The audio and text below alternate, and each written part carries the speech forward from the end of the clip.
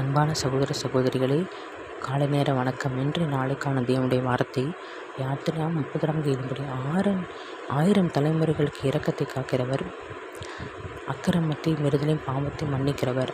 இந்த வசனத்தை கேட்டுக்கொண்டிருக்கிற தேவ ஜனங்களை, கர்த்தர் நம்முடைய பாவத்தை மன்னித்தார், விடுதலை கொடுத்தார், மீட்பை கொடுத்தார், நோய்களை சுமந்தார், நம்முடைய தரித்திரத்தை அவர் ஏற்றுக்கொண்டு நமக்கு ஐஸ்வர்யத்தை கொடுத்தார், நித்திய வாழ்வுக்கு நம்மை சுதந்திரமாக்கினார், நமக்காக எல்லாவற்றையும் கொடுத்து விட்டார். அதை நாம் வசனத்தை சொல்லி அறிக்கையிட்டு சுத்தரிக்க வேண்டும். உங்களுக்காக ஜெபிக்கிறேன். கர்த்தாவே சோதரப்பா, நன்றி ராஜா.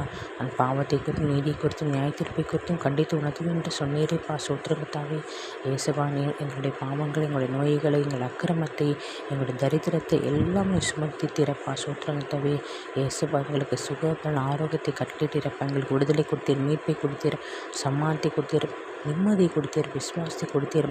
எங்களை உங்களுடைய ரத்தத்தாலே நீதிமானாக மாற்றிவிட்டிருப்பா. நித்திய வாழ்வுக்கு சுதந்திரமாக எங்களை மாற்றிவிட்டீரப்பா. சோத்திரங்கத்தவை கோடி நன்றிப்பா.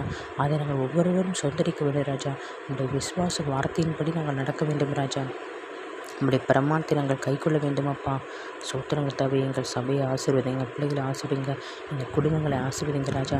நம்முடைய ரகசிய வருகை இப்போ நாங்கள் எல்லோரும் எடுத்துக்கொள்ளப்படுங்க. ஒவ்வொருவரும் தகுதிப்படுத்துங்க, வழிநடத்துங்க, பரிசுத்தப்படுத்துங்க. மீட்பெரும் இரட்சகமாக்கிற இயேசு கிறிஸ்து நாமத்தில் ஜெபிக்கிறேன். என் நல்ல பிதாவே, ஆமேன்.